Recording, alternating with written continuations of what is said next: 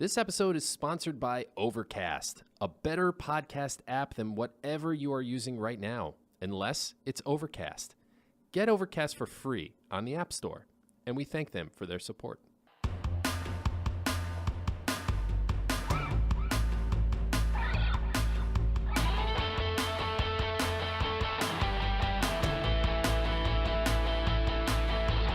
You're listening to Cinemajaw, the greatest movies podcast ever, recorded on location at Cards Against Humanity in Chicago.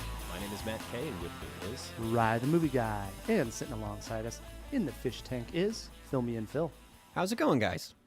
This week on Cinemajaw, Matt, we are caught in a scandal as we cover our top 5 favorite scandal movies.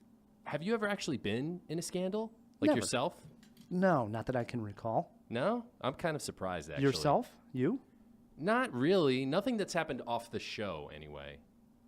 I Yeah. probably said some controversial things about movies that people loved and I said sucked, something like that. Sure. I guess that doesn't even count. That's not really. That's just your opinion, right? Yeah. I've never been in a hot scandal of some sorts. No. No, the night is young. Yes. Could happen tonight Could. as we cover our top 5 movies about scandals. I had a fun time coming up with this list. It was a tough one for me. Okay, interesting. I think there's a couple on here that I've never talked about on Cinemajaw, and that always makes me happy. Yeah.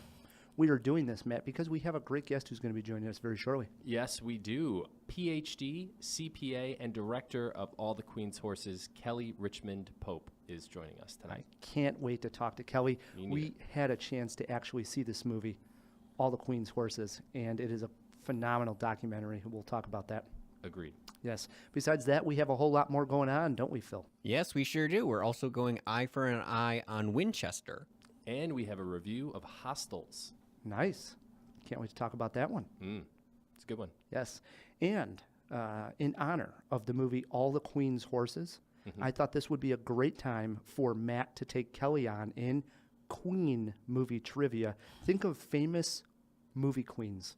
Okay. All At right. least it's not horse movie trivia. I know you love your horse movies. I think I've pulled that off before because I went there actually with the Trivia? trivia and I started looking at it and I'm like, ooh, I think I've done horse movies before. Of course you have. So let's do queens, famous movie queens. Get thinking about that. Okay.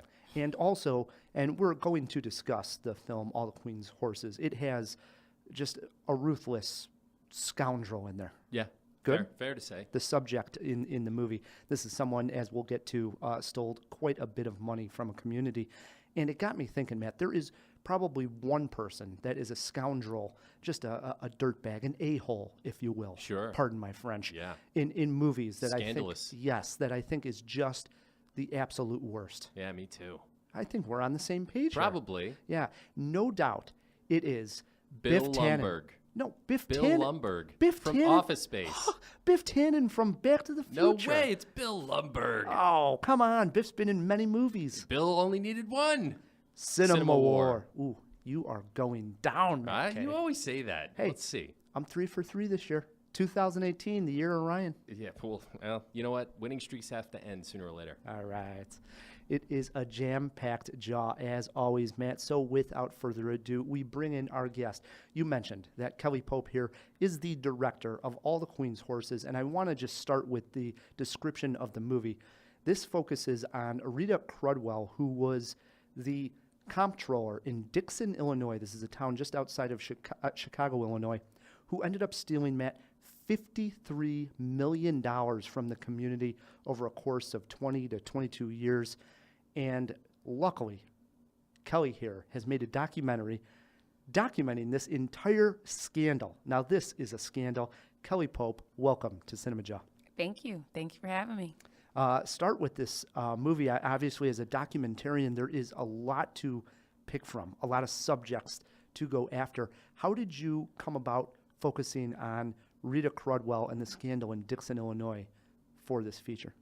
Well, as I watched the story play out in the newspapers, there was a huge focus on Rita. This woman steals money, lives this lavish lifestyle.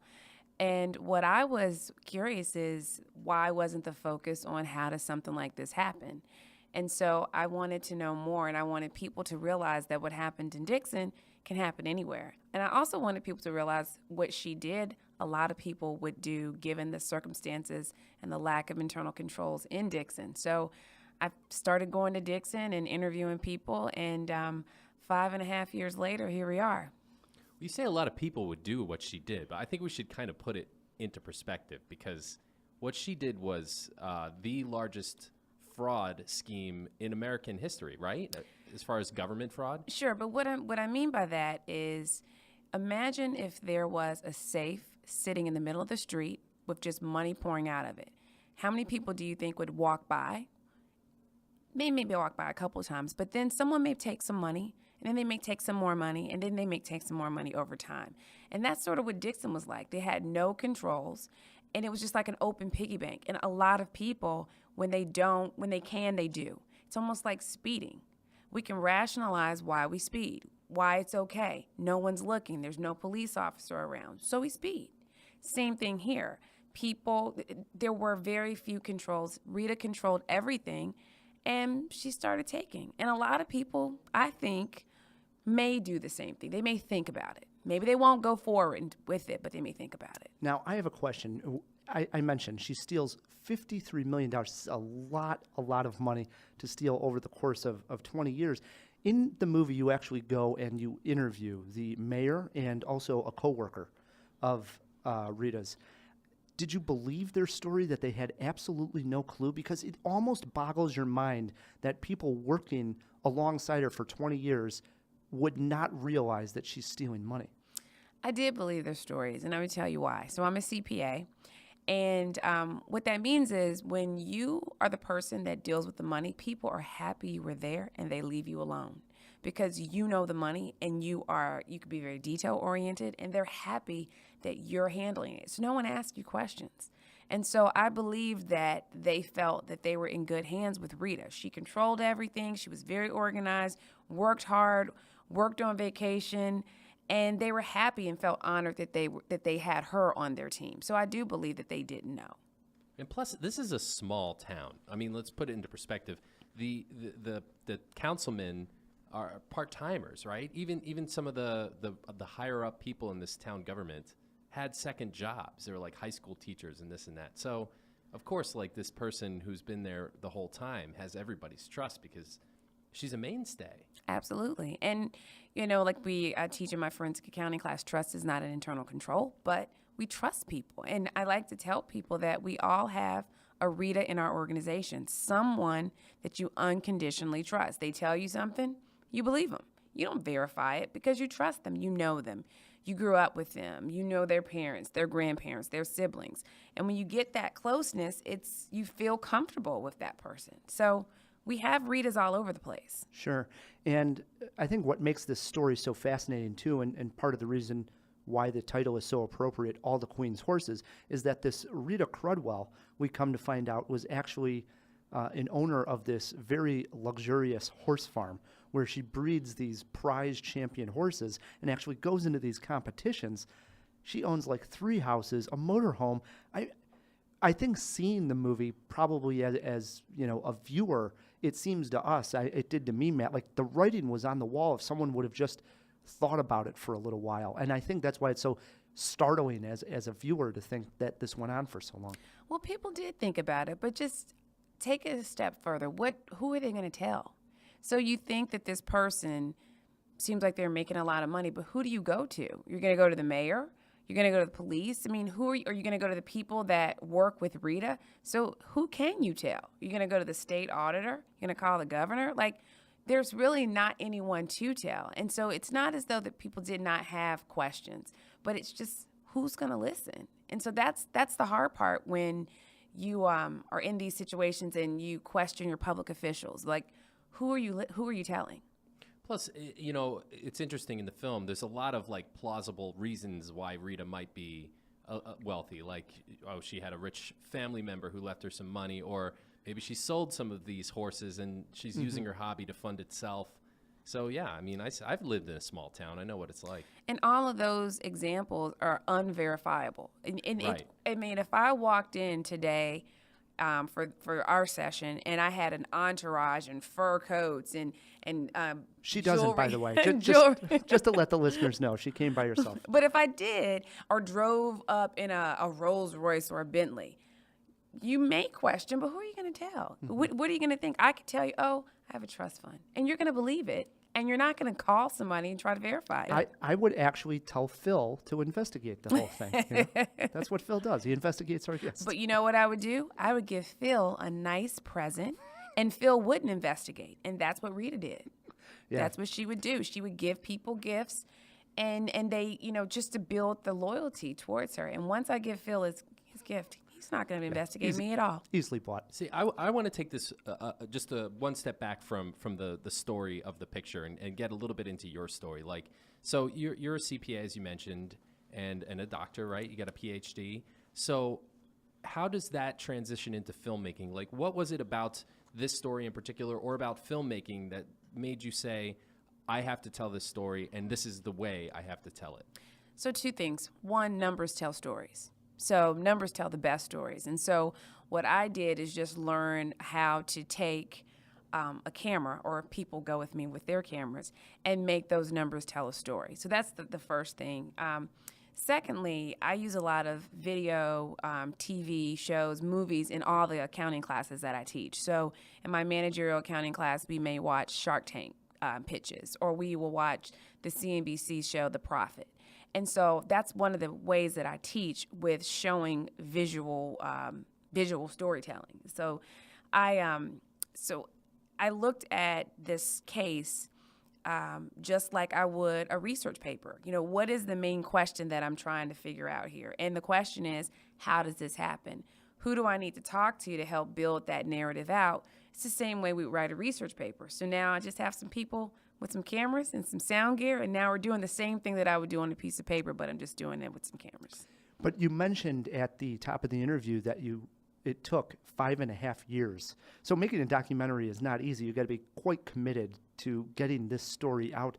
When you say 5.5 years, what would you say for some of the filmmakers or people wanting to get into this? What was the bulk of the time spent doing in that 5.5 years? So with this, I had to let the case finish. So what was different about the documentary versus what the news did is the news really stopped at when Rita was arrested. We focused on how she lived, she was arrested, but I needed to let the case finish. So she needed to be sentenced. Her appeal process needed to be ended. The city needed to sue their auditors in the bank. They needed to get their money, and they needed to get their life back on track. So all of that had to happen first. So that's part of the 5.5 years. Is the story just had to finish. So, and it's still, our research papers can take 5.5 years. So it's Sure. a very similar process. Yeah, and I think a takeaway too, especially if you're in a small town, one thing I took away from it is that the community is also has responsibility, because they're electing these officials. They're electing people that they hopefully, again, trust with their money, with decisions. And you better be watching who's doing all that, especially in small towns, because things like this can happen. So it's also just large organizations too, because when you think about organizations, they're sort of like small towns. You think about how the closeness that people have when they're on teams. They're like small little groups, like little ecosystems. So it's not just a small town issue. It's almost like an everybody everywhere issue. Sure. Now, we were lucky enough to catch this movie before this interview, but I'm sure there's listeners that want to catch the screening if it's going to be in the theaters. I know I saw it playing at the Gene Siskel Film Center earlier this month. Is it still expanding? Are you getting it out there a little bit more? Yeah, so we'll be at in Lake Forest at a screening at the Gorton Center, I think is the name of it, on February 9th. I'm trying to think what's in this area. I can't remember everything off the top of my head, but we're around the country. We're in Kansas, Oklahoma, West Virginia, places that strong horse communities. And so what's interesting with this film is, my background is fraud and white collar crime. And so when I did this project, I just knew the investigative community would be interested in it. I had no idea the force of the equestrian community and Rita's impact on the equestrian community. So Right. She now, was huge. she was very huge, global. So the film has a contingent of people in Australia that want to see the film, in New Zealand. So we went to a fraud film festival called the Fraud Film Festival in Amsterdam. And so in March, we'll be going to the Fraud Film Festival in New Zealand. So There's more than one fraud film festival? yes, there is. There's That's two. insane. There's one in Amsterdam and there's one in New Zealand. Yes. We've had people write in from New Zealand. I'm maybe they'll be able to go catch it at in New Zealand Fraud Movie Festival. Yeah, the Fraud Film Festival. Yeah, it's a thing. We've been in several equestrian film festivals. I actually won Best Equestrian Director at a horse film festival called the Equus Film Festival. And there is a thing. And so right now... I'm sure Ryan knows. This guy loves horse movies. It's like a running gag on the show, but it's true. So right now the film is touring with the Equus Film Festival. So I think we had to stop in Maryland this weekend. So I can't even keep up with where it is right now, but it's getting everywhere. That's awesome. Yeah, when we released the trailer, it was funny because I've learned the business of filmmaking. So it's a whole different ballgame than the actual film. So when you have your trailer, you want the trailer to be picked up by someone to write about the trailer. So Hollywood Reporter, Variety, anybody. Cinemajaw. Cinemajaw. Okay, Cinemajaw. And so what was interesting, nobody was really interested in the trailer. They weren't interested. They just like, we'll just pass. And I'm like, okay, fine. So we just released it on Facebook. And within 4 days, we had 137,000 views in 4 days. That's got to feel good. Yeah, so it was just like, a good way to be like, told y'all, like, people care, silly. Like, this was the largest municipal fraud in U.S. history. People care about fraud and crime stories. And so, horses. And horses. Yeah, so. damn right, horses, man. And listen, let's not sell that part short, because there are some really, I'm not a horse person. There are some beautiful horses in this movie, and it's so well shot, especially the beginning where you're sort of doing the establishing shots of Dixon. Mm-hmm. It's gorgeous. Yeah. For those listening that don't know, Ronald Reagan's birthplace is Dixon, Illinois. That was probably what it was known for most before this story broke. And the founder of Walgreens is from Dixon. Wow.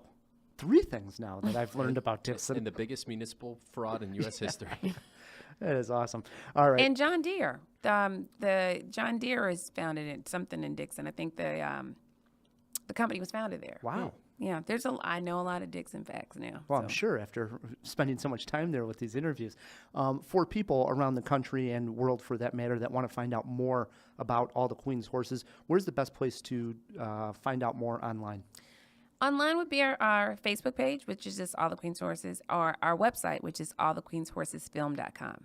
Nice. And what about you, if they want to follow you, Kelly? If you want to follow Kelly, on Twitter, Kelly R. Pope, or I have a website too, kellyrichmondpope.com. Nice. Yep, do it. Yeah, do it for sure. Now, we like to end all of our guest interviews with some silly cinema cues, we call them, Kelly. Get to know the guest through the eye of the lens. Phil, you got something for Kelly? Yeah, I sure do. First, I want to say, Kelly, thank you for these tickets to Disney World. Really appreciate those. Just remember to keep your mouth shut, Phil. Absolutely. My lips are sealed. So for our question, you had talked a lot about financial fraud, and yourself a CPA. If Cinemajaw needed to cook the books a little bit, which one of these famous sketchy movie accountants do you think we should hire? Andy Dufresne from The Shawshank Redemption or Leo Bloom from The Producers? Andy, definitely. Nice. Yeah, he was smart. He pulled it off, right? Leo Bloom didn't really. And his escape from prison was brilliant, so yeah, I'd say Andy. Nice. I like that answer. I agree. I'll take Andy on the Cinemajaw team. Was that it, Phil? That is it. Awesome. Good stuff. So Kelly is sitting in on this entire job. She has her top 5 favorite fraud scandals, that kind of stuff. Scandal. Yeah, scandals mainly. Yeah. We good? I had no idea that there was a fraud film festival out I know. there, let alone 2. I'm still shocked from that. Yeah. And horse film festivals. We're learning stuff, man. This is great. It is awesome. All right, it brings us to a segment called Eye for an Eye. Phil? Yes, Eye for an Eye. Winchester. Inspired by true events, On an isolated stretch of land 50 miles outside of San Francisco sits the most haunted house in the world. Built by Sarah Winchester, heiress to the Winchester fortune. It is a house that knows no end. It stands 7 stories tall and contains hundreds of rooms.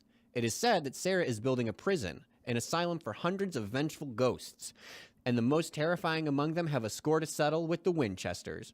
The film stars Helen Mirren and Jason Clarke.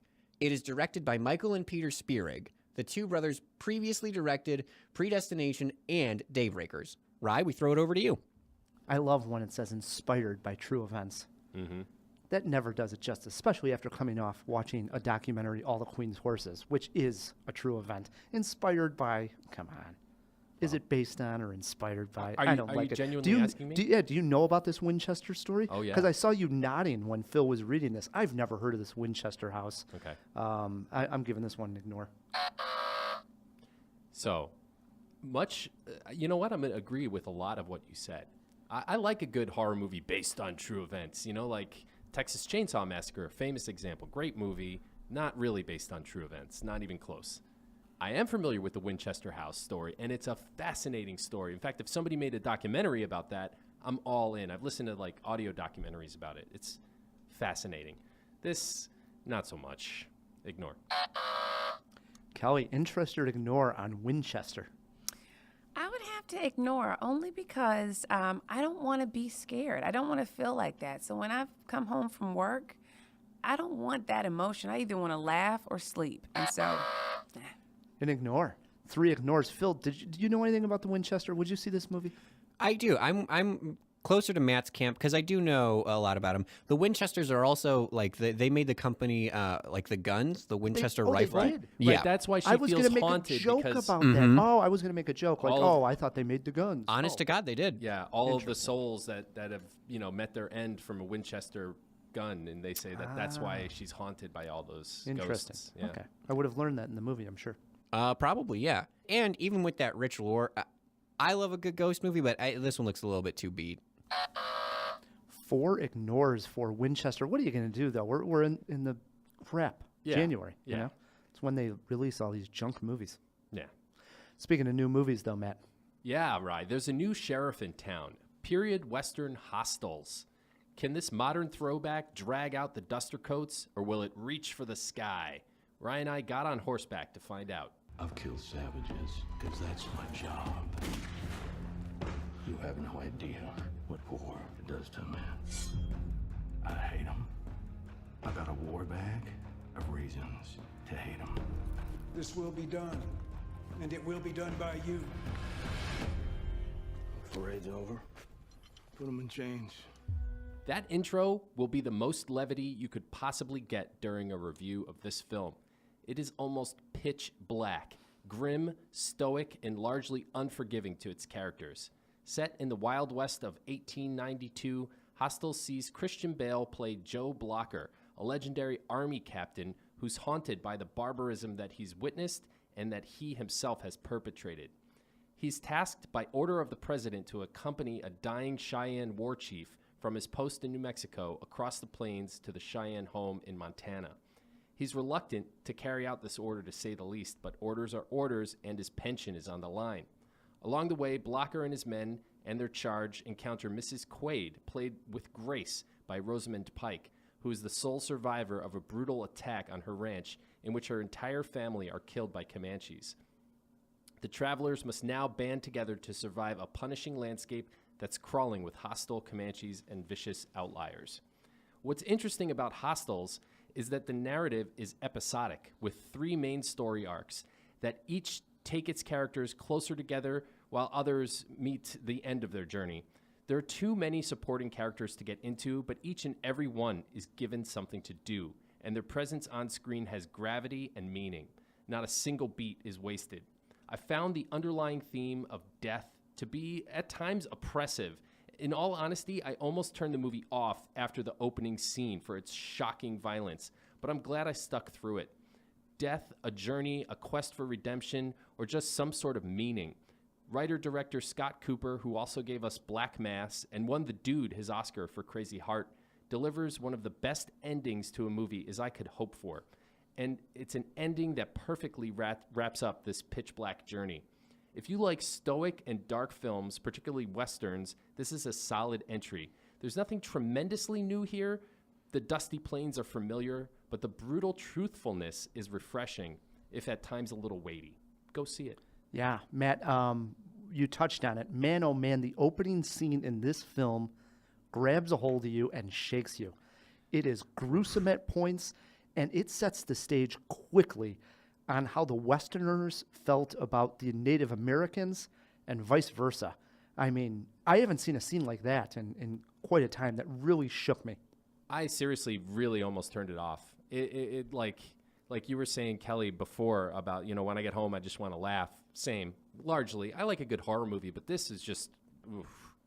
And I do got to say, Bale's character here, he begins to change, I think, throughout this journey of the film. I know you say it's sort of in 3 episodes, the way you sort of viewed it. But when you look at the long journey that Bale's character takes, transporting the chief and his family across the land, he starts to see the Native Americans for the human qualities and all the false beliefs that are putting them at war with each other. Because it really is those false beliefs on why these two people from 2 different areas of the world at that time hate each other for some reason.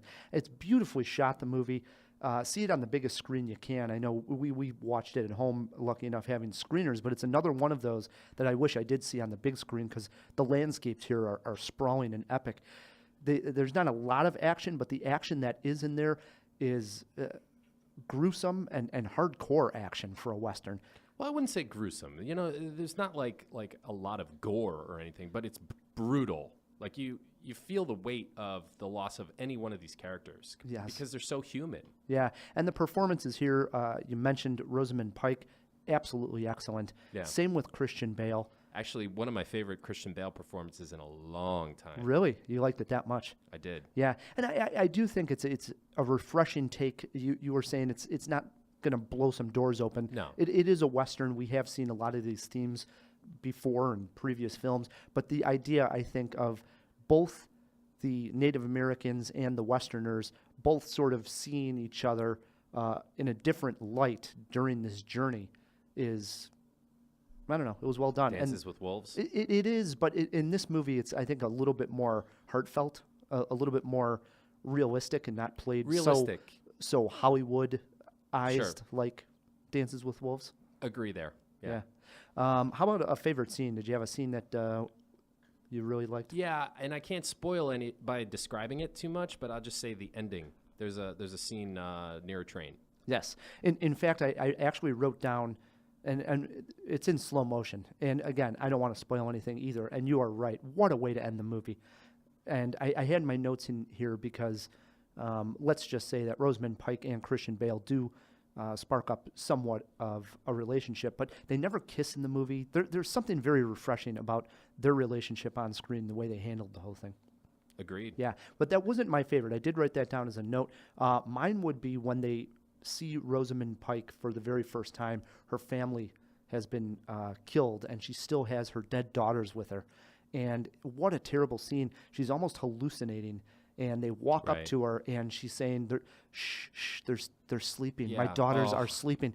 I mean, I had chills and, Yeah. and tears in my eyes. It's disturbing. It's disturbing because the acting is so good, and what a scene, just gruesome, and you just hate to think about a mother losing her daughters like that, and oh my goodness, Yeah, that was rough. Gut-wrenching. Yeah, and any scene you had trouble with, Matt? Yeah, man. I mean, I think we're treading over the same ground here, but that opening is so rough. I really did say out loud, I can't watch this. And I was like reaching for the button. And I mean, if I didn't have to, just being completely honest, I liked the movie. But if I didn't have to watch it for Cinemajaw, I likely would have shut it off. Wow, that's strong of a Dude, opening. yeah. I don't know. There's something about stuff with when children get hurt on screen, even though I know it's not real and they're actors and everything's fine, it can get you, man. Mm-hmm. So, but that's just me. You're such a dad. I know. I'm a Yeah. softie. For me, the actor Ben Foster, who I like, he pops up as this angry soldier who does not see the justice in bringing the chief across the land. Well, he's a prisoner at this point. Right. Yeah. Right. And he was a soldier, just like Christian Bale, but at this point, he's also a prisoner. And he hates the Native Americans still. And I think my problem with it was too easy to predict and went exactly how I thought it would go. Agreed.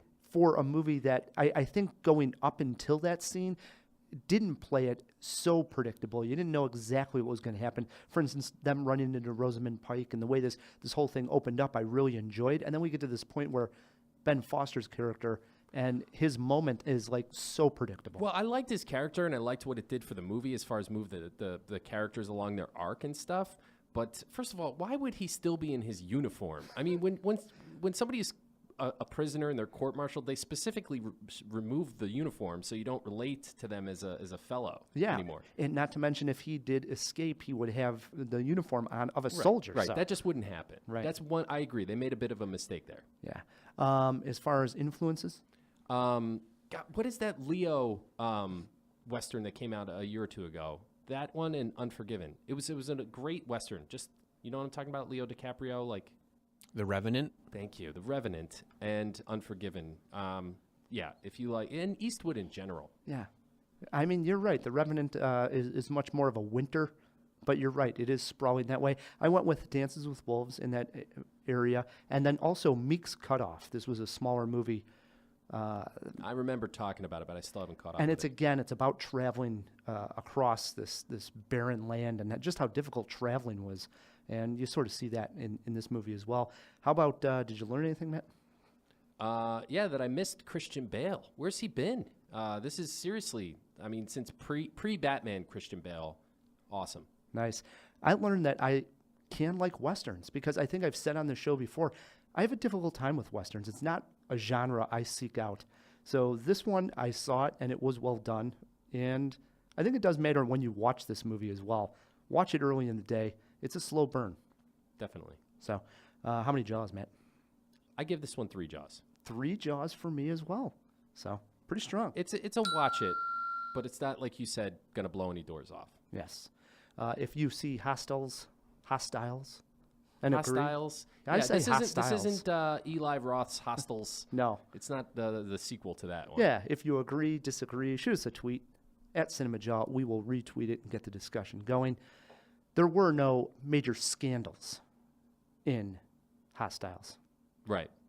Not Because there really. wasn't a media back then, really. No. None to speak of. But because we have Kelly Pope here, who directed the wonderful All the Queen's Horses, that is our topic this week, our top 5 favorite movies about scandals.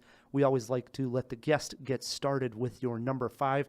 But before you give us that number 5, Kelly, did you have a difficult time coming up with this list, or was it a fun list to come up with?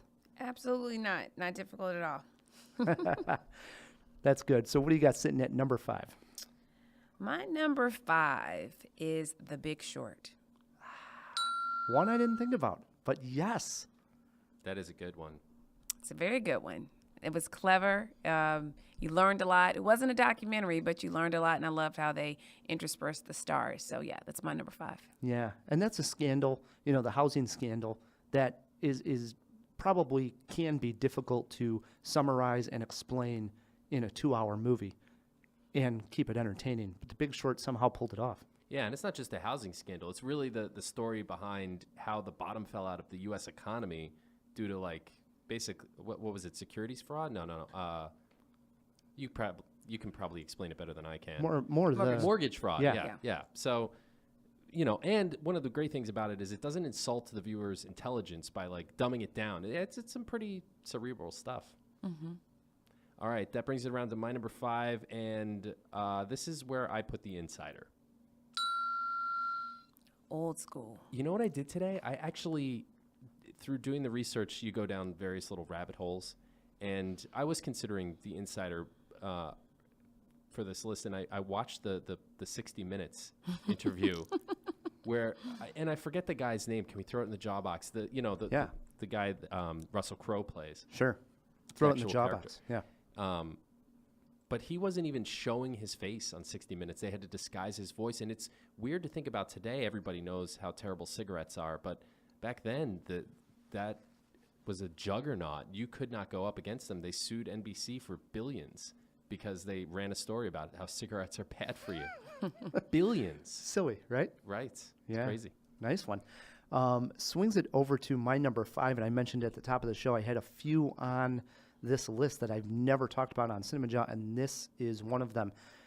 This film came out in 2003, Matt, and it answers the question, what the hell else has Hayden Christensen done besides the prequels? Wow. Yeah. I didn't know there was anything else. Yeah, he made a small movie that is actually pretty phenomenal called Shattered Glass. Have you seen this one, Kelly? Yep, I Do, have. do you agree? Great Yeah, it's movie, good. right? It's good. Yep. And you know who else is in this is Peter Sarsgaard. Hank Azaria is also in it. And it tells the story of Stephen Glass, who Hayden Christensen plays, who had this very quick rise to fame for writing these great stories for the New Republic. And however, we find out by uncovering that his stories were completely fabricated. And Fake news. fake news. And I actually think this, I'd like to go back and watch this now. I saw this, it came out in 2003. I must have saw it back then.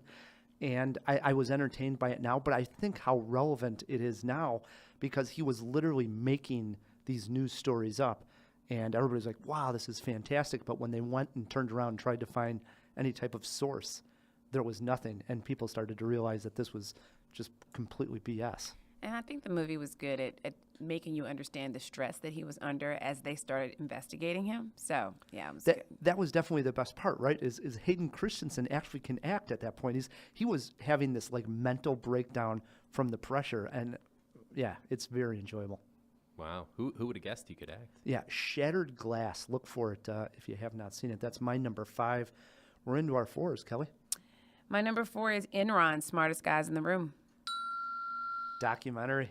I remember seeing this one. And again, here's a scandal that I think a lot of people just hear Enron, but maybe don't know the entire story of what Enron was, is, all that good stuff. And again, a documentary that makes it pretty precise in about a 2-hour runtime. Yeah, it was good. It was. I used to use it in my class when it was relevant, but then I realized that my students weren't born, so I stopped using it. But I like that. You know, it just walks you through so many aspects of the human side of how Enron affected just the average worker. So it just didn't focus on the C-suite, but it focused on the average worker towards about 3/4 into the documentary. So that's my number 4. And that's right up your alley, doing white-collar crime. Win-win. Yeah, I love that one too. It's a great one. All right, that swings it around to my number 4, and this is where I have the 1999 masterpiece, Election. Wow. Outside of Ferris Bueller, I think this is Matthew Broderick's finest performance. I'd have to think about that, but right? you're probably right. I'm probably right. And it's definitely a scandal because he rigs an election. He totally gets busted for it. He also has some relationships that he probably shouldn't and gets busted for those as well. His entire life comes apart, and very publicly so. I think it's a good one. That is a good one. One I didn't think about for this list, but See? it totally fits, Matt See? K. Fixing elections, how could that possibly happen? I don't think it's it's just the Right. movies. Yeah, right? it's just the movies. It doesn't really happen. Yeah, it couldn't happen to us. All right, it swings it over to my number 4, and like Kelly, I go with a documentary. This one came out in 2006, and it is quite disturbing. It is entitled "Deliver Us from Evil," and this is not to be confused with the horror film that came out around 2015, also by the same exact name, Deliver Us from Evil. This documentary in 2006 actually chronicles Oliver O'Grady and his years in Northern California when he was a priest. And he committed and was even convicted of child molestation. And he ended up serving 7 years in prison. Now, that's bad enough. It's a scandal, and we've heard about how these priests from the Catholic Church There's actually have been quite a few of these documentaries. Yeah. right, have been accused and convicted in this case of molesting kids, and that's the scandal. But I think what this film does and why it was just that much better than a lot of them is it actually looks at the scandal that the church, the Catholic Church as the organization, protected the priest. And it goes back and it shows that people must have known throughout the years when things were being reported, and they just kept moving this priest around, and it just kept happening more and more. And I think that angers me even that much more on such a difficult issue to, even bring up. And it's sad and it angers me, Yeah. So It should. yeah. Have you seen this one, Kelly? No, I haven't. I've Yeah. heard of it though. Deliver Us from Evil. That is my number 4. It's a good one. Yeah. We're into our 3s. Kelly, what do you got sitting there? So my number 3, I reached back to an old movie called Trading Places. I don't know if you guys remember that. Oh, yeah. Is it a scandal, though? Sell me on Well, the scandal. It's somewhat of a scandal. I like the role reversal of, and I sort of looked at it as sort of like identity theft before it was identity theft, because they switched roles and one was trying to be wealthy and one had to be poor. And I just liked something about seeing them suffer in each of those roles. So it's a little bit of a scandal, but not our general sense of the word. Sure. I miss Dan Aykroyd. Yeah. Where the hell has Dan He Aykroyd was been? hilarious. He was, and he kept acting like, I think like well into his 50s, maybe even 60s. But where's he been? Yeah. What was the last movie Dan Aykroyd was in? Throw it in the jaw box, Phil. Yeah. I'd like to see Dan Aykroyd and Eddie Murphy in a movie together again. I'd be happy. I'd be go great. see it. Yeah. So, Hell yeah. All right. You sold me on it, Kelly. All right. That brings it to my number 3, and this is where I put Major League. Really? What? I needed to pick a sports scandal. I barely even got I can barely hit the. Is it the one with the Ding for that women one. that plays baseball? No, that's A League of Their Own. Okay, Also a great one. Not really a scandal though. Okay. I don't think Major League's a scandal. No, absolutely it is. The owner of the team wants to move to Florida, and the only way she can do that is if the team loses. So she basically, constructs this team of a bunch of losers, ragtag, people who can't win the World Series, and lo and behold. Not much of a scandal. You don't think it's a scandal? Nah. It's a sports scandal. She's fixing baseball, dude. All right. She's losing on purpose. That's a scandal. Well, I guess why I don't think it's a scandal is that leads me into my number 3. she and also gets caught, but go on. I have a sports scandal, and this is based on a true sports scandal that did take place. They made a movie of it in 1988. It starred John Cusack, Charlie Sheen, and Christopher Lloyd is actually in this movie as well. I'm speaking of 8 Men Out, Oh yeah. right? Oh yeah. And this is about the Black Sox scandal, it's called. This was when the White Sox threw the 1919 World Series because 7 of the players were paid off. It's called 8 Men Out because Buck Weaver knew about the scandal, supposedly, didn't take the money, but knew about it and didn't say anything, so they also banned him as well. That made it 8 that they banned.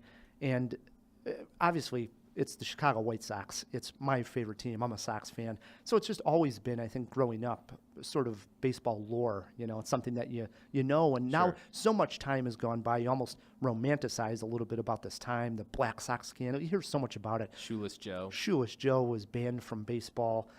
You have the saying of the kid, "Say it ain't so, Joe," and all that, came from the scandal. And it has this remarkable ending scene that I also think, as I was mentioning, sort of romanticizes baseball. And this is where, at the end, John Cusack's character actually goes to like a minor league baseball team out in who knows where, because rumor has it, legend has it, that Shoeless Joe, now banned from baseball, actually went under another name to play baseball again. In the minors, In right? the minor Yeah. leagues, yeah. And you get this wonderful scene. It is. It's him. What's his name, the new guy? He don't look so new to me. Well, it says his name's Brown. The name is easy to change. It's him. Who's him? It's Joe Jackson. What? Get out of here. Who's Joe Jackson? Look at how he's hitting us. He's killing us out there. Double, 2 home runs. These bushers make peanuts less. Jackson made a fortune on those games. It's him. You ever see him play? Yeah, I saw pictures.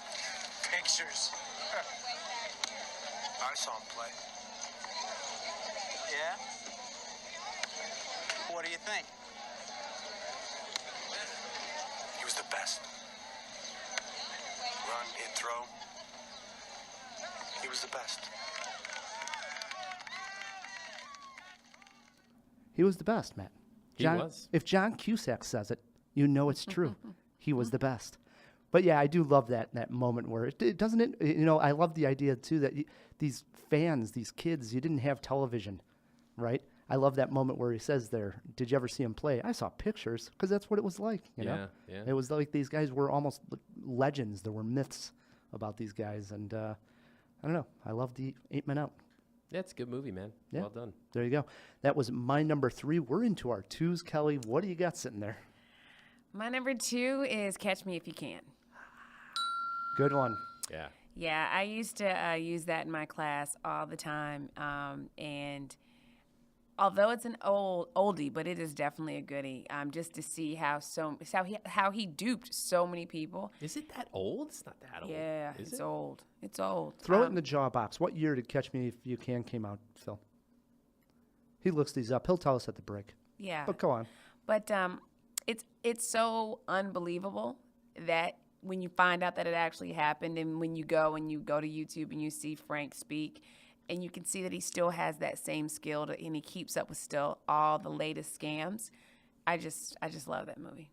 Is he still active? Frank Abagnale? Oh, I yeah. mean, I know he's not a criminal. He's now quite the opposite, right? Yeah, he does a lot of consulting, but he just always has a tip like that makes you think, gosh, people really would do that, you know, when you hear him speak. But yeah. That's a great movie. It sure is. All right.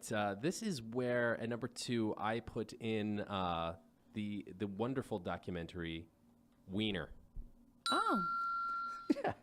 That's a scandal. Oh, my God, yeah. This is a train wreck of a life falling apart on camera. I mean, you almost feel sorry for Anthony Weiner at parts in this movie, but you quickly get slapped right in the face because he just can't stop himself for some reason. And it's kind of sad because there are glimmers of true talent there. You know, like you see why he got to where, you know, he got to. And maybe he could have gone further if he didn't have all these personal issues. But to watch it unfold so publicly and in such a humiliating way, it's just fascinating. It's a train wreck. You cannot look away from this movie. Yeah. I enjoyed the heck out of it. And Yeah. now it's even sadder because Yeah, more news is Keeps going, keeps man. going. Yeah. It's terrible. Yeah. I got to tell you, Matt, I saw this one picture of Anthony Weiner. Mm-hmm. I'll leave it there. You gotta be. Yeah, sure. It's okay. We'll forgive you, Ryan. Swings it over to my number 2. And I go with a Hollywood scandal. Everybody loves a good Hollywood scandal, Sure, right? sure. And this 2006 film, before Ben Affleck played Batman, he actually played Superman in a film called Hollywoodland. Sort of played Superman. He actually played George Reeves, Right. who was the actor who played Superman on the Amazing Superman television show. And the scandal here is, and what the movie tries to investigate, was that this George Reeves died sort of mysteriously. It was ruled a suicide, and there was a shouldn't say shotgun, but a bullet wound to the head. And investigators came in and quickly said it was a suicide. But legend has it that George Reeves was having an affair with, what was her name? I had it here. Toni Mannix, who was the wife of Eddie Mannix. And Eddie Mannix is actually the character Josh Brolin plays in Hail Caesar. So he was sort of a fixer for MGM, had mafia ties. And the idea is that because George Reeves was having an affair with her, that eventually, somewhere along the line, things got mixed up and Eddie Mannix actually had George Reeves killed. Pretty And interesting. for a long time, in fact, probably to this day, there's the curse of Superman. Like everyone who's played Superman has met some untimely fate. True Yeah. story. And, hopefully, Ben Affleck or what's his name, Harry Canville. Mm-hmm. Yeah. Can keep going. But yeah, Buck Ben the trend. Affleck's in there, Diane Lane, Adrian Brody's in this movie, Hollywoodland. It's definitely worth checking out. So Cool. yeah, this is it. Our number 1 scandal movies. I think I have a guess at what Kelly Pope may have at number 1. Kelly, what do you got sitting there? So my number 1 is All the Queen's Horses, of course. However, That's what I was hoping you were just going with, All the Queen's Horses. my husband told me not to say that. But it's number one is hard because I see different things in so many movies. I'll tell you one that I watched a couple years ago that I used in my class. Richard Gere starred in it, called Arbitrage. Have you ever seen that? I have. Yeah. It is just, it makes you understand how you can go from just a little problem to an explosive problem, and you can understand why he did what he did. Not that you would do the same thing, but because you wouldn't want to kill someone and just like set a car on fire. But you can see why he thought, okay, I can just fix this. I don't want my life to change at all. And so when I saw that, it was during when I was working on All the Queen's Horses. I equated his character to Rita. Like at some point, she probably thought, I really got to stop this, but I can't, and no one's looking. And who am I hurting? And I can fix this. So I liked. I don't really have a number one other than my own, but there's a lot of films hovering right there. Sure. Yeah. No doubt. Definitely. Matt, how about your number one? Well, I mean, when you talk about scandals in America, there's one that pops out almost immediately into your mind, and it's the Watergate scandal. So I am talking about All the President's Men. I mean, Robert Redford, Dustin Hoffman playing Woodward and Bernstein.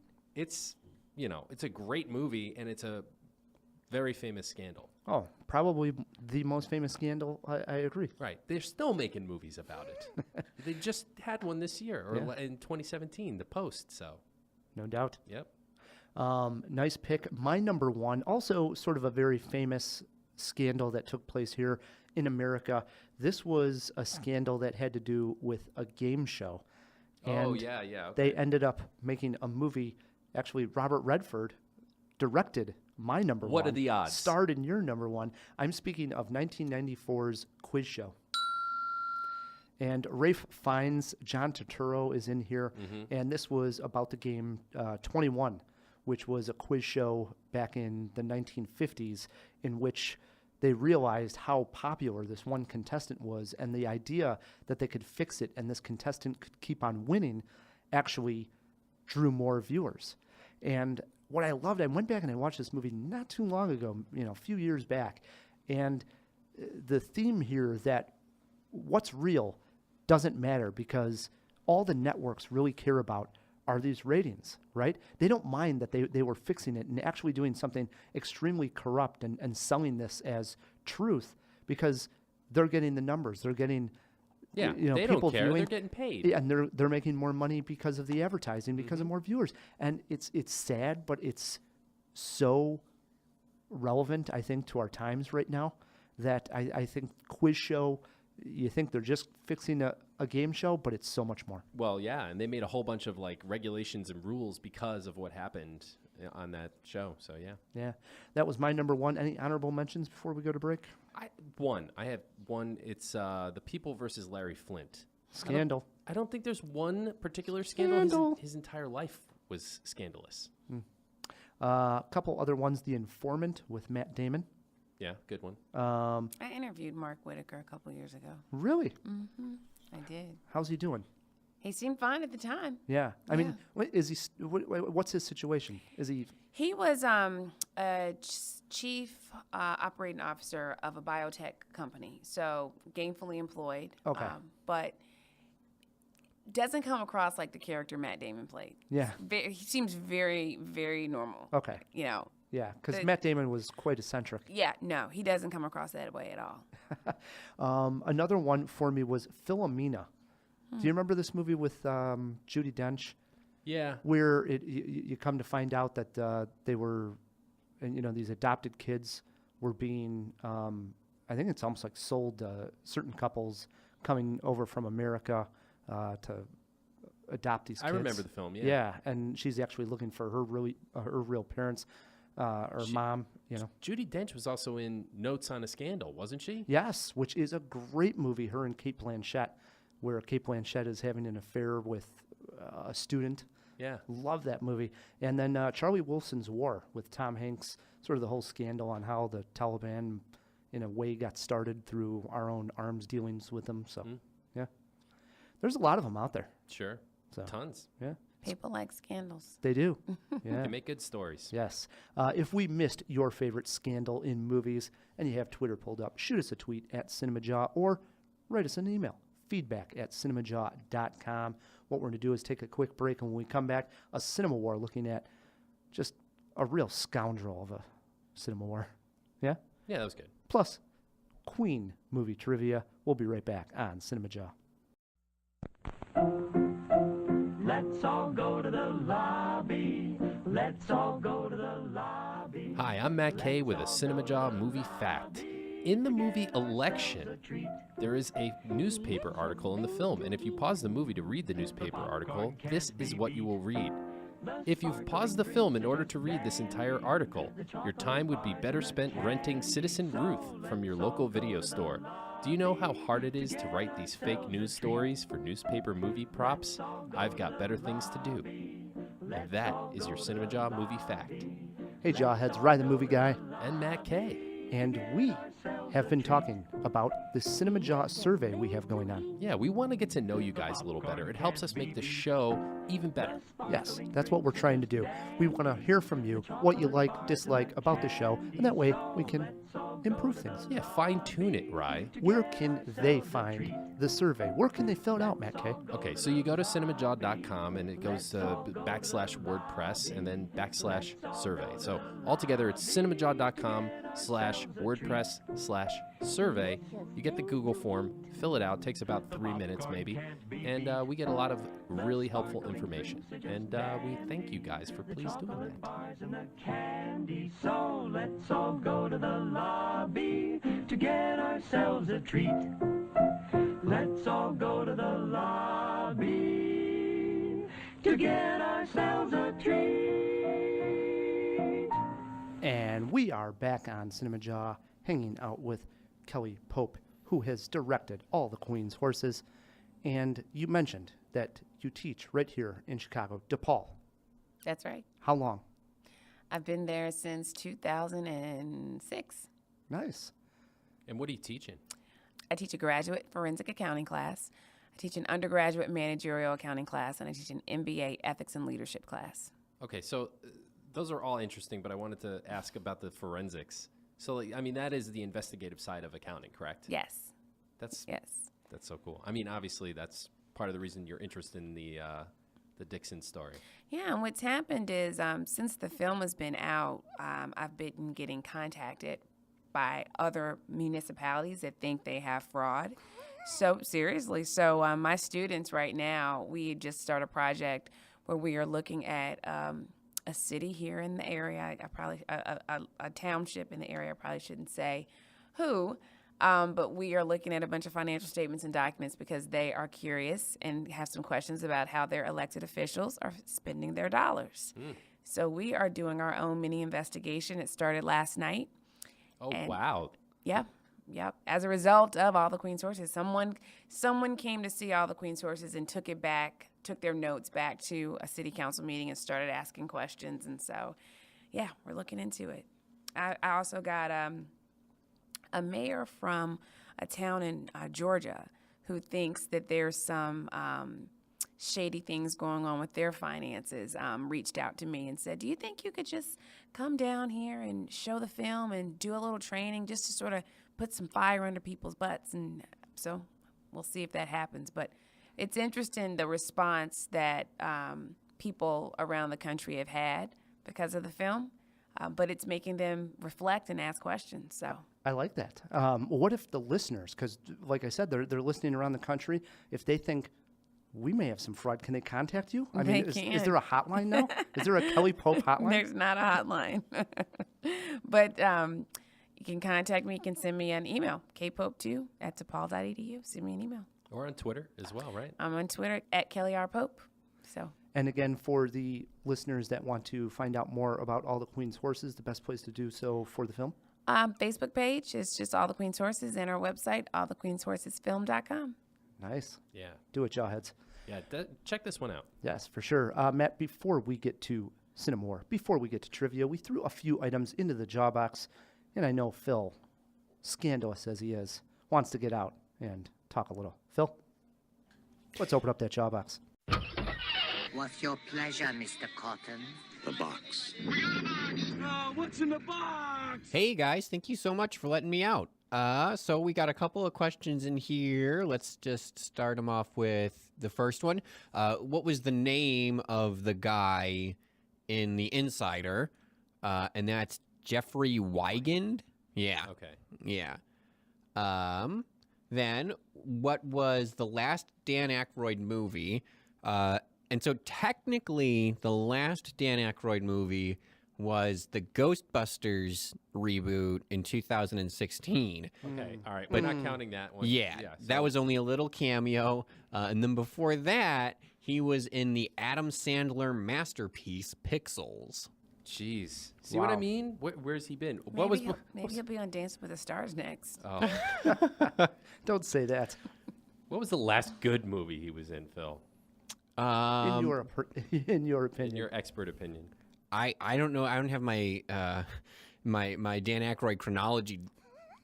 Like I have no. His Fair golden age was before I was born, man. I don't know. Oh, had to twist the knife, huh? Oh man. The last one is what year did Catch Me If You Can come in? Again, to make you feel old, Matt. That was 2002. That's not that long ago. No. Yes, it is. That is 16 years. Yes, it is. But when Kelly Seems said, like yesterday. I believe Kelly's line was, "It's an oldie," right? I wouldn't say oldie at 2002. It's 16 years ago? If Catch Me If You Can was a teenager, it could drive. Right. Yeah, but it can't buy beer yet, Phil. Most of my students were 2 Yeah. or 3. It's an oldie. Yeah, I guess so. When you're looking at it that way, see, I don't have students. That's what I need to do. Is I need to have students. You have to have something to compare it to. Right. It's like when you're flying on the airplane, you don't know how fast you're going because you can't look at the clouds and really tell. That's a good analogy. Yeah, very true. I'm going to use that one. Me too. Totally going to steal it. Yeah. Now, Matt, we did get some feedback on last week's episode. Yes, we did, Rye. Yeah, we did Kid Adventure Films. We went eye for an eye on Maze Runner. Yeah. And Elisa Mathen wrote in. Love hearing from Elisa. She wrote, I read the Maze Runner books. They are really good. I watched the first 2 movies right after. Trash compared to the books. So, for sure, buzzer on this 3rd movie. Great to hear from her. Give her a buzzer. There's your buzzer, Elisa. Yeah. Speaking of our favorite Kid Adventure films, we heard from Rob Galloway on Twitter. He says, I think you guys missed a big one in the Terry Gilliam classic, Time Bandits. Oh, nice one. For sure. We totally missed that. I agree. Also, Brad Wysocki, he is a Patreon. He wrote in and he said, shocked that Hook did not come up. Hook. I did consider Hook. Confession, I've never seen Hook all the way through. Really? No, just bits and pieces. Huh. You got to see this one, Rye. That's another one we were talking about last week, how they seem epic when you're young and you watch them. And when you watch it like today as an adult, it's a really quick movie. Hook flies by. It does. It really does. No puns. The pun was intended. Okay. Was that everything in the jaw box there, Phil? That is. All right, get back in the jaw box. Will do. Matt, it brings us to a segment called CinemaWAR. CinemaWAR. It works like this. Me and Matt, we're fighting on a topic. Our guest, Kelly Pope, is playing judge, jury, and executioner and telling the jawheads at home who she thinks won this CinemaWAR. And it's important because we're fighting for jaw time to rant and rave on whatever we want. As always. Phil, we're talking scoundrels, buddy. What's today's CinemaWAR topic? Today's CinemaWAR topic. To steal over $53 million from your own town, you have to be a special kind of a-hole. And that got us thinking. Who is the bigger silver screen, duty poo-poo head? Matt, you'll be fighting for Bill Lumburgh from Office Space. And Rye, you'll be fighting for Biff Tannen from Back to the Future. Let this jerky CinemaWAR begin. Hello? Hello? Anybody home? Think, Matt K. Think. We are talking about Biff Tannen, the biggest jerk in movie history. The worst part is we get 3 generations of Biff. Even as an old man, the guy is a blockhead. So Bill Lumburgh wants you to work a little late. Which boss doesn't? You stole it. Think, McRye. At least I have a better pun. Think, McRye. Think. Biff Tannen is a fictional caricature of a bozo bully who's completely unrelatable, Bill Lumburgh, on the other hand, is a true villain because he's that passive-aggressive, annoying boss that all of us have faced at one time or another. He resonates. Matt, Biff Tannen does so much wrong. He tries to have his way with Marty's mom back in 1955. He is an a-hole to Marty's dad in 1985. He steals a sports almanac, which creates an alternative timeline, and then tries to kill Marty in that alternative timeline. Do you have anything worse than that for Bill, Matt K? If not, then why don't you make like a tree and get out of here? Man, clearly you forgot the cover page on your TPS report, Rye. You have to come to the office pretty early on a Saturday to beat Bill Lumburgh in a jerk competition. In fact, I'm going to have to ask you to go ahead and come in on Sunday too, okay? Sleaze oozes from the pores of Lumburgh.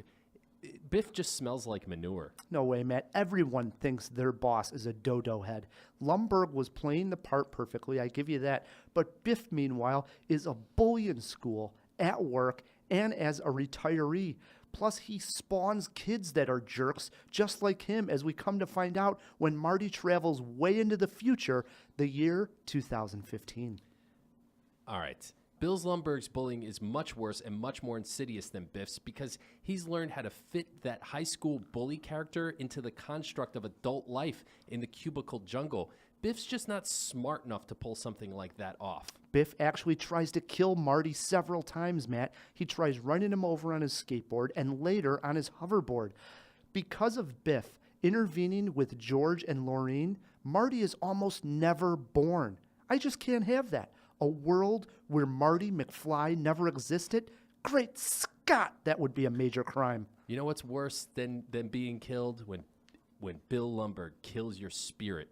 After 3 movies of watching the buffoon Biff or Buford or Old Biff or futuristic skate punk Biff or Donald Trump Biff pull the same old poop jokes, it's just pathetic. However, in just one film, Bill Lumburgh manages to make our skin absolutely crawl. The character is funny without being cheap, and it's immediately effective. Wow. 2 scoundrels right here, button heads, as we do each and every week on Cinemajaw. We throw it to our guest, our jury. Kelly, what did you think of this CinemaWAR? Well, I thought it was interesting, very convincing. I think I'm going to have to go with Biff. Yes. Oh, man. Yes. Undefeated in 2018. Oh, yeah. Thank you, Kelly. This makes me so happy. 4 wins for me. Let's hear Kelly's reasoning here.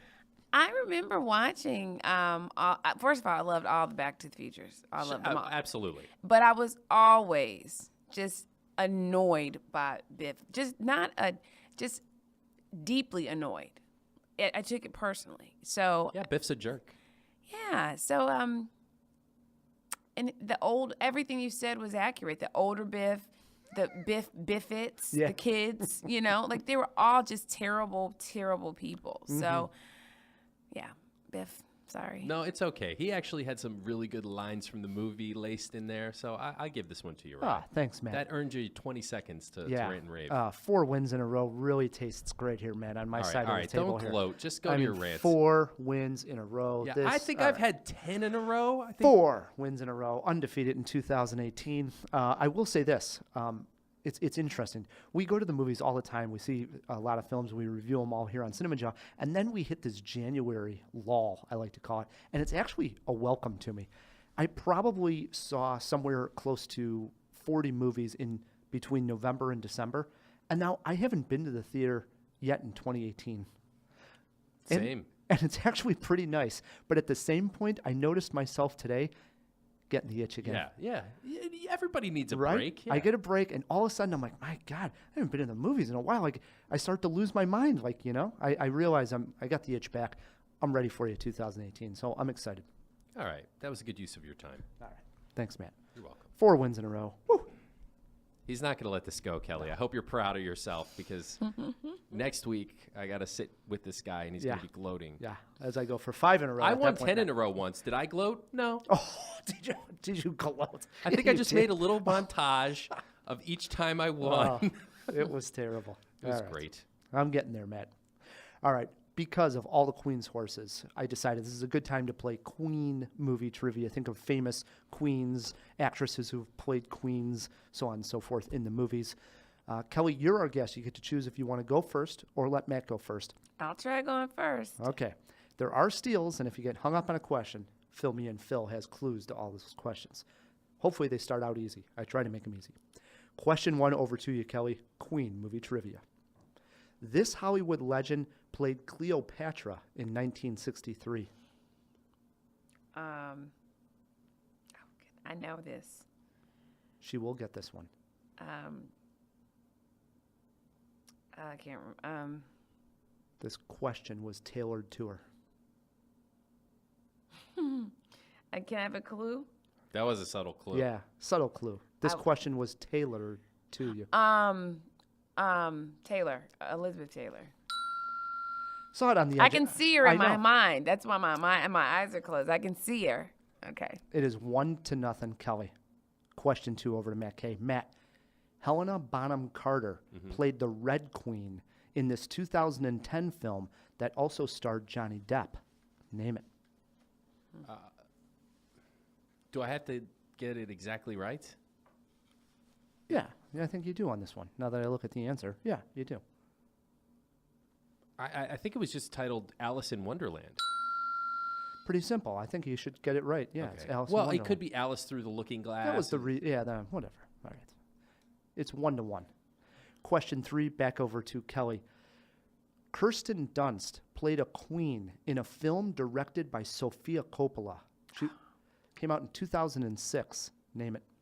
I can't name it. Sofia Coppola directed Kirsten Dunst. She was a French queen. No clue. No clue. I've seen No Clue, and it's a great movie, but that is incorrect. Matt, you got a chance for a steal. Sofia Coppola, Kirsten Dunst, 2006. Marie Antoinette. Oh, yeah. There you I go. guess it wasn't Get It On or that cheerleading movie. No Queens and Get It On. All right, it is 2-1. Matt K. Question 4 is over to him. Matt, in the 2004 film Alexander, in which Colin Farrell played Alexander the Great, which actress played Queen Olympus?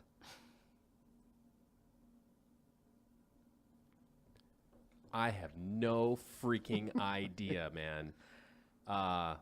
Colin Farrell played Alexander the Great. Who played Queen Olympus in the film? I mean, I didn't even know there was a Queen Olympus. I've never seen that movie. Yeah, it's Olymppias. Maybe Olympias, but still. That was also Dame Judi Dench. She's been coming up a lot on this episode. No? That is incorrect. Kelly, you got a chance for a steal. Any actress jump to your... No. No? Like, no. No. No actress. No clue. Angelina Jolie. Oh, come on. All right, Angelina Jolie. I Was mean, in I know Alexander. she did some sword and sandal movies, but I guess I never saw this one. Wow. It is only 2-1, Matt K. Question 5, back over to Kelly. Kelly, name the actress who played Queen Elizabeth in Shakespeare in Love. This is tough, dude. It really is. I have no clue. Can we do some horse things? Her name may have come up earlier. Is it Judi Dench? Judi Dench. Holy crap, really? You got to be kidding me. No, it is. Oh, my God. That is hilarious. Wow. All right, it is 2-2. It's all tied up. Question 6 over to Matt K. Matt, Susan Sarandon played Queen Narissa in the 2007 live-action fairy tale. Name the movie. Kelly's wishing she got this one, I think. No? Okay. I think this is also Hugh Jackman's in it and Amy Adams, and it's called Enchanted. No Hugh Jackman, but we'll give you Enchanted. Wasn't Hugh Jackman? No, he is not in it. Oh. You're thinking of McDreamy Patrick Dempsey. Yes, I was thinking absolutely. of McDreamy. How could I mix those two up? Wow. Here we stand. It is 3-2. Matt K. Question 7 over to Kelly. Both have fill me and fills if you need them. Question 7, Kelly. Name the actress who played Queen Victoria in the 2009 film The Young Victoria. Who Now- watches these movies, Ryan? Now that I'm reading my own question, I think that's almost impossible. to I answer. have no clue. Do you want to fill me in, Phil? He'll give you a clue. It won't help. Yeah, It you might. never know. His Fill clues are me pretty in. good. Fill me in, Phil. Question 7. Phil? All right, your clue was in The Devil Wears Prada and Edge of Tomorrow. Starring in Devil Wears Prada. Can I describe what she might look like? Yeah, that's been done before, what's sure. the girls? It's the I think Phil may have led her down the wrong. I don't know. I give up. Matt, you got a guess on this one? The Edge of Tomorrow thing is making me think it was that Jessica Chastain? Dude, who's it? Emily Blunt. Oh, it was, but you don't get 2 guesses here. It was Emily Blunt. Wow. All right, here it is. It's the last question. You remember I told you I was an accountant, right? We could have done accounting movie trivia. Yes. The Accountant was a really good movie, by the way. I saw The Accountant. It was good. I didn't think it was It good. was good. There was no accounting in that movie. There was fraud in that movie. Yeah. And the bills come due. Yeah, it was a fraud that Ben Affleck was trying to be a autistic accountant. Come It on. was sort of cute. All right. All right, you threw me off my game. It's 3-2, Matt K. Last question is over to him. It is question 8, so you can win it here on a walk-off. Matt, Okay. name the actress who played Elizabeth I in the 1998 film Elizabeth, and again in 2007 in Elizabeth, The Golden Age. You've got to be kidding me. No, 2 wonderful films, especially Elizabeth. If you haven't seen it, you got to brush up, man. You got to brush up. No. Yes. No. Yes. And This is I a can hell I of a can honestly performance. and easily say that I don't watch a lot of Queen movies. Me neither. Boy, oh boy. Yeah. I mean, go figure. I just maybe it's a genre I need to polish up. Fill me in, Phil. Whoa! Fill me in, Phil. Phil, who played Elizabeth in the 1998 film and the 2007 film? She won Oscars for Blue Jasmine and The Aviator. Oh, what's her name? Wait, hold on. Matt will blow it, and then you get a chance for a steal. I forgot her name. I forgot her name too. Okay, so Blue Jasmine and The Aviator. Who was the female lead in The Aviator? I mean, that's Leo DiCaprio, and who? It's definitely not Judi Dench this time. I can see her. Yeah, I can see her face too. She's blonde. But that's, you can't throw a stone in L.A. I don't know what the hell that means. You can't throw a stone in L.A. without hitting somebody who's Oh, blonde. I see. Yeah, Got nothing. that was incorrect. You can tie it up if you. I can can think remember of her this name. actress. I know. What's her? She's blonde. She's blonde. Her hair's like this long. She wears it sort of curly. She's British, right? It's British. I don't know. Australian. She's Australian. Same thing. I don't know. What's her name? Incorrect. We were looking for Kate Blanchett. Yes. Oh, yes. man. And Blue Kate Jasmine had a good fraud story too, It did, absolutely. and it was a great movie too. That is, yeah. Wow. Matt does win this one 3-2 on Queen movie trivia. We'll be talking about this one for years to come. Yeah. Yeah. I gave it to you.